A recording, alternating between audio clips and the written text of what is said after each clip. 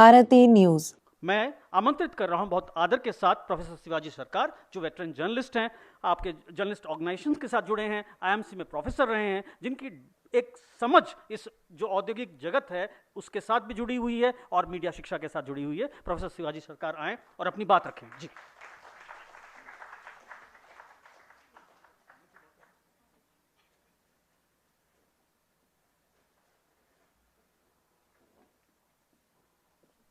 Thank you, Dr. Huda, for giving this beautiful opportunity to interact with these bright students.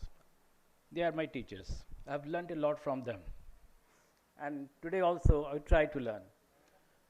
Dr. Pitabas Pradhan, Dr. Hemant Joshi, Durgesh Pradhan, Sumit Mukherjee, and Sachin Bharati.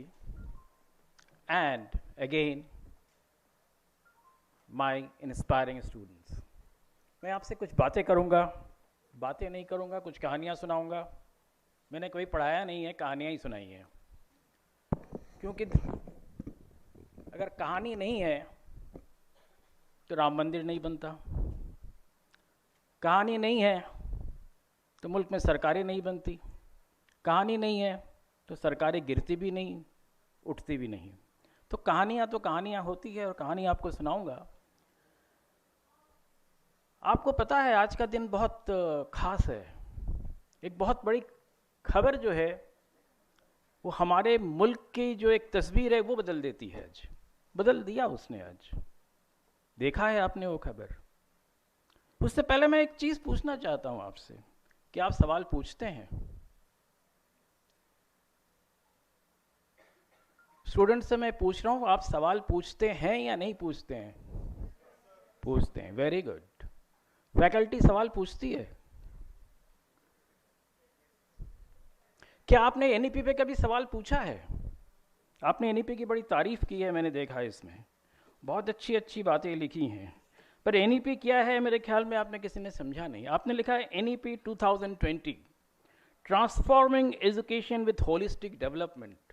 आप मानते हैं इसे? पढ़ा है आपने? मुझे मालूम है तमाम इंस्टीट्यूट्स में फैकल्टी को एनईपी उसी तरह से रटाया गया जैसे आप शायद एग्जाम में रट के जाते होंगे। एनईपी आपने लिखा, बहुत अच्छी अच्छी बातें हैं।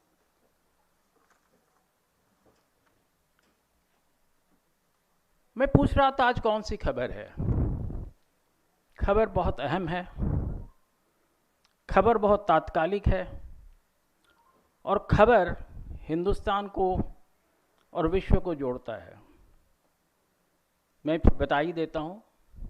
खबर है आज फॉरेन मिनिस्ट्री ने हमारी, उन्होंने कहा है कि हम यानी हिंदुस्तान फिलिस्तीनियों के यानी हमास और उनसे जुड़े जितने भी लोग हैं स्वतंत्र राज्य की मांग का समर्थन करते हैं। है ना? खबर कुछ अटपटा सा नहीं है। 3-4 दिन पहले हमने कहा था हम इजराइल का समर्थन करते हैं, आज हम कह रहे हैं फिलिस्तीनियों का समर्थन करते हैं। तो हम किसके साथ हैं भाई? आप इसका सवाल नहीं पूछेंगे? आप यही सवाल है जो मीडिया उठाती है। यही सवाल है। कई लोगों ने कहा और मैं मानता हूं मीडिया के साथ बहुत सी प्रॉब्लम्स हैं, but media is there. When media doesn't speak like the Godi media, even then the news comes out. When the media is vibrant like the anti-Godi media, the YouTubers, तब भी खबर निकलती है। तो खबर तो आती रहती है और इसी खबरों का नतीजा है, इन्हीं खबरों का नतीजा है, इन्हीं बातों का नतीजा है कि 3 दिन में हमारी सरकार की ओरिएंटेशन बदल जाती है। So that is how the media is important. So I told you, media के वजह से वाजपेयी जी की सरकार बहुत अच्छी सरकार मानी जाती थी। And I believe till today the best phase of Indian democracy was 96 to 2004, when we had 24 to 48 party governments. That is the coalition. That is the coalition that India is. And those 6 years or 8 years, 96 to 2004, India had extremely transparent government with vibrant discussions, open discussions all through. No scam during those 8 years. Of course, we exposed some scams. That is the beauty of a multi-party democracy. You must learn that. It's not very long history, just very recent history. And we have seen a person like Deve Gowda was an effective prime minister. He took effective decisions and functioned. Gujral functioned, Vajpayee functioned. That is the beauty of this democracy. That is the beauty of the diverse diverse country. So, today we are here again to discuss. I will be asking some questions only, not telling you anything. If you can answer those, I will be very happy. If you can't answer, even though I will be happy, because even not speaking is speaking. That was also sometimes Indian democracy has said. And that was the time of Narasimha Rao. So do we really comprehend the purpose of our gathering here today? Perhaps most of us are aware, yet some might be oblivious to the pressing matters at hand. Welcome to the paradox that is Indian society, a realm where knowledge is professed by many but understood by few. सबको ज्ञान है. इस हिंदुस्तान में आप पूछिए जाके अभी यहाँ से कनॉट प्लेट का रास्ता किधर है, तो रोहतक का रास्ता तो जरूर बता देगा आपको.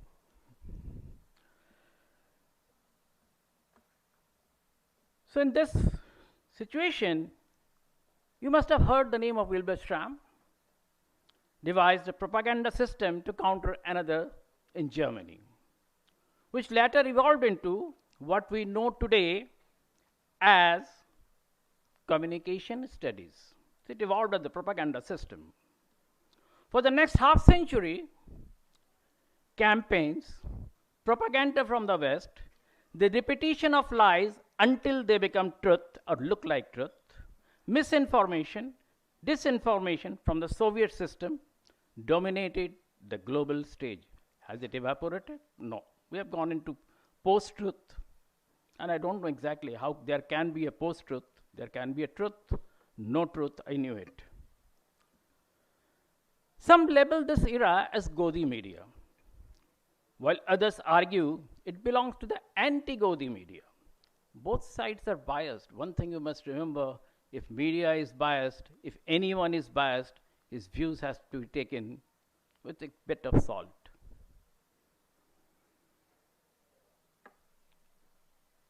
Both sides are biased, favoring their own narratives, leaving public welfare and genuine social dialogue by the wayside. One side glorifies idiosyncrasies of the powerful, while the other is fixated on exposing these very traits. Not very different. Consider the skewed priorities of Indian media. It can journey to Manipur in 150 days, and even then it doesn't want to go there. But it swiftly reaches Tel Aviv in less than 72 hours. So you know more about Tel Aviv, you know more about Hamas, you know more about Palestine, you know more about how Israel is trying to capture Makkah and Medina, but you do not know who is a Methi, who is a Kuki, and why they are being made to fight.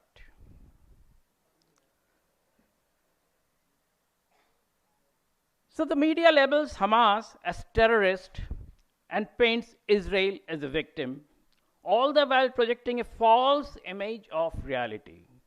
We are caught in a battle of biased media outlets, forcing us to question, who can we trust? Can we trust anybody? Just Yesterday, I thought I should have mentioned later, I got a video. It was labeled कि ये Palestine से आया है और देखिए हिंदुओं को कैसे गाली दे रहे हैं.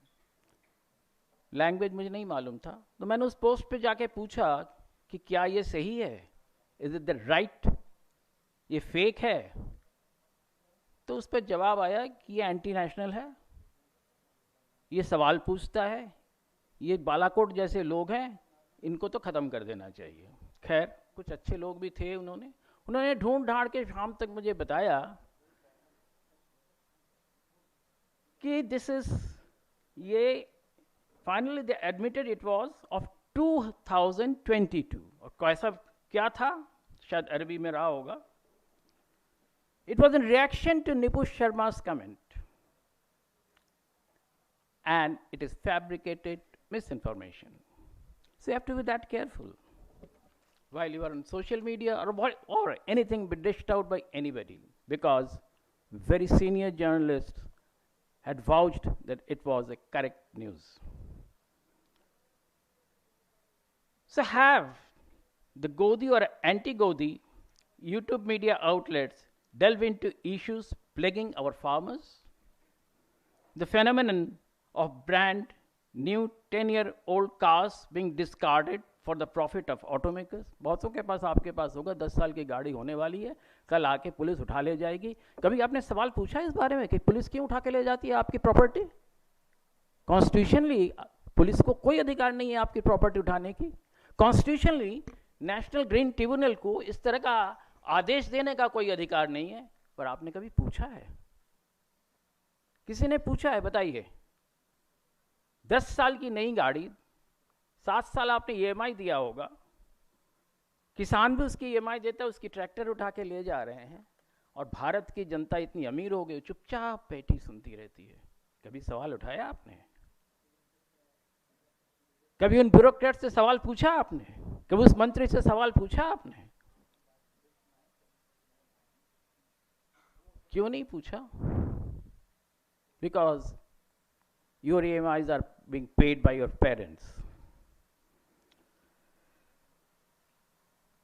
Or the dismal 3 critical transfers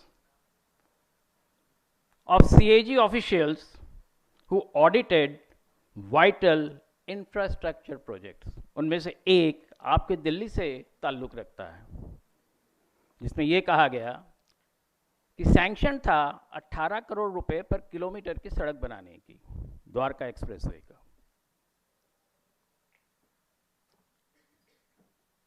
और 250 करोड़ पर किलोमीटर उस पर खर्च किया गया.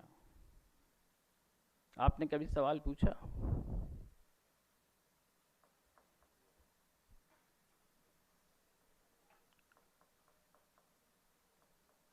Do you truly understand the implications of national education policy? The media, rather than shedding light on these crucial matters, seems to be complicit in their silence. मैं नहीं कह रहा हूं, ये आपकी सोच है. This is the usual view. Now, if you look at, media has analyzed the problems of NEP and finds very recently, at least in 3 states, Indore in Madhya Pradesh, Shimla in Himachal, and Bangalore in Karnataka, facing problems of understanding its implementations. Teachers are now speaking out, and we have CAG and other critical stories from the newspapers. खबरें आती हैं, आप पढ़ते नहीं हैं, आप वही देखना चाहते हैं. There is one other very interesting observation I have. लोग कहते हैं मीडिया बायस्ड है. मैंने भी कहा है, सुना ना आपने? सुना है कि नहीं कि मैंने कहा है कि मीडिया बायस्ड है? Yes, sure, but you have called me, so you have to slightly suffer me because I'm just. क्या सवाल पूछा मैंने? Media biased, but no. Readers are biased now. Listeners are biased. वो वही सुनना चाहते हैं, वही देखना चाहते हैं जो वो चाहते हैं। उसके अलावा कुछ है तो जैसे मुझे धमकी मिली आपको भी मिलेगी।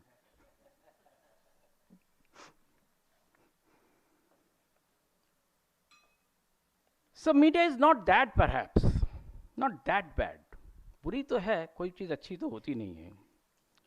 Despite many of its hyped failures, a serious media exists, and we have where print, Indian Express, Telegraph, Hindu, Dainik Bhaskar, some of the TV channels also, and a number of foreign channels. Still, there are questions on Hamas, attack on Israel. Who should we support? On humanitarian issues, possibly there is soft corner for Palestinians because they have lost their home. But Hamas has not been less harsh than Israel in dealing with the civilians. Could it condone either of them? Israel Prime Minister Benjamin Netanyahu vowed to crush and destroy Hamas. Every Hamas member is a dead man, he says. Is he right? Interestingly enough, Jerusalem Post and Haaretz, published from Jerusalem, they mention about Hamas abducting civilians, abducting their army soldiers, abducting women, but they have never said a word that they have been mistreated. Very interesting. Israel government says many things, Netanyahu says, but these two newspapers coming out from there and just maybe a little away from the main battlefield, they don't say the victims or those who abducted the hostages have been mistreated. This is very interesting. I don't know they have been mistreated or not. I'm not giving any judgment on that. Now for India, it is a Hobson's choice, who to support. Let us summarize Indian policy on Palestine. Pandit Nehru supported Palestine as Mahatma Gandhi was sympathetic to 6 lakh Arabs losing homeland. India's close ties with Soviets and their tilt for Arabs influenced India in taking the decision. Prime Minister P.V. Narasimha Rao in 1992 changed the policy and recognized Israel as a state. India supported Palestine, but problem with India was Palestinians were pro-Pakistan even on critical issues like Kashmir. Narendra Modi has good personal equation with Israel PM Netanyahu. And Israel has usually been pro-India. Arabs now accepted Israel, Saudi Arabia and some others. And definitely would prefer to continue trade ties with India. Palestine was a dead cause for Arabs. Apart, India has investments at Haifa port and other projects. Remember, India has lots of, not only Haifa port. Yes, sir. Okay, no issue. I am also a guest in I welcome the guests. Please wait for a bit. I'm just about to finish.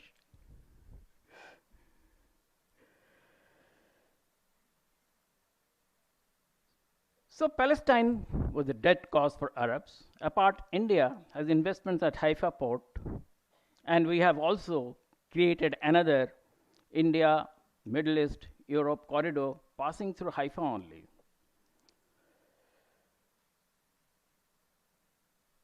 So, would Hamas move lead to change in dynamics? No, it is not. I am not asking. This is Chinmay Ghareka, who summarized this view, former External Affairs Secretary. And on October 12, that is yesterday, as I told you, government says it abides by the age-old stand of India to stand with independent Palestine state. Is truth casualty in public discourse?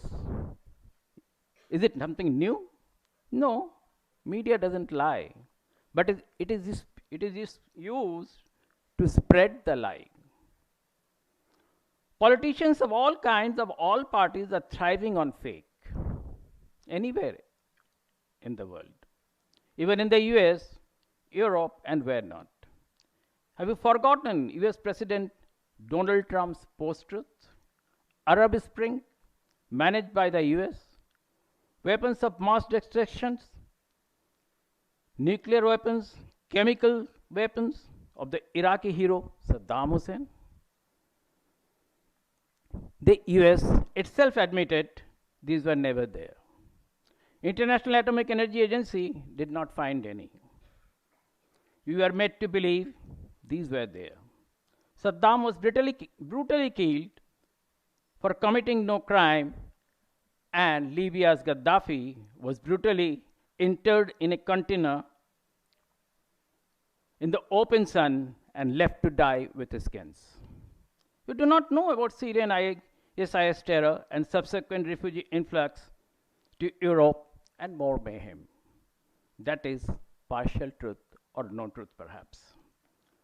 For 500 years, Europe has been weaving lies, and their excess overpopulation exported to the New World, that is America. They wiped out the Aborigines of America, and very brutally. It was even germ warfare. They distributed smallpox infected blankets to those Aborigines, and they died. For 100 years, that is from World War I, they wove lies and implanted Israel on Palestine. Simultaneously, they partitioned India to kill 2 million Indians because a section of them believed in their manufactured theory passed on as Muhammad Ali Jinnah's two-nation theory. Strangely, in this melee, Mahatma Gandhi is touted as the villain and his killer glorified. Have you ever questioned? कभी सवाल तो पूछ लिया करो. Surprisingly, after independence, the newly formed tolerant Indian nation did not try to stop annihilation of a section of religious group in West and East Pakistan, now Bangladesh. Yes, the Indian subcontinent accepted all that without a whiff of protest. Intervention? Never. Not even Balakot. You are not supposed to quote Al Jazeera. Yes, it is supposed to be biased, but in reality, when you see it, you find their coverage is very detailed, very serious. They have a very nice way of presentation, like many other Western channels also. Even BBC, despite many disagreements, I would say they are good channels. AP, AFP, they all have their biases.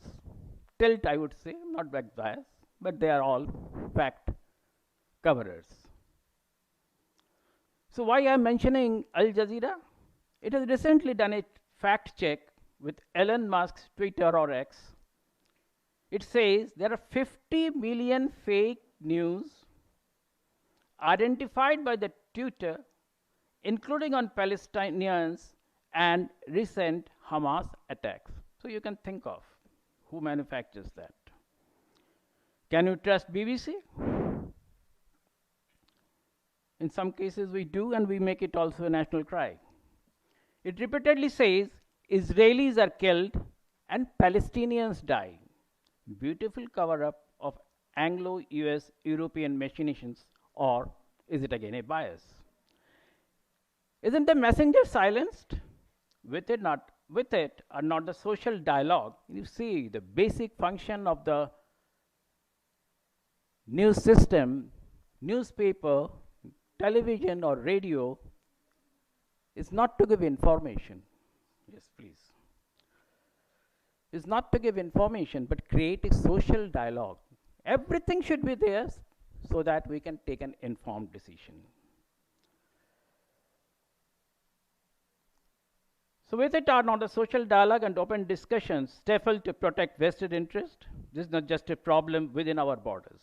The G7, a powerful consortium of multinational corporations from 7 countries, is orchestrating a global narrative solely for profits. Who is the villain in this story? Can you identify them? Perhaps not. The poor journalist, unpaid, frequently sacked journalist faces the dilemma whether he should tell the truth or not. Tell the truth and be cast aside. Audience definitely is the sufferer, and so let me come to the finally for what we are here. Do you understand what the NEP entails? What its policies are? How do that affect you? You are the future leaders.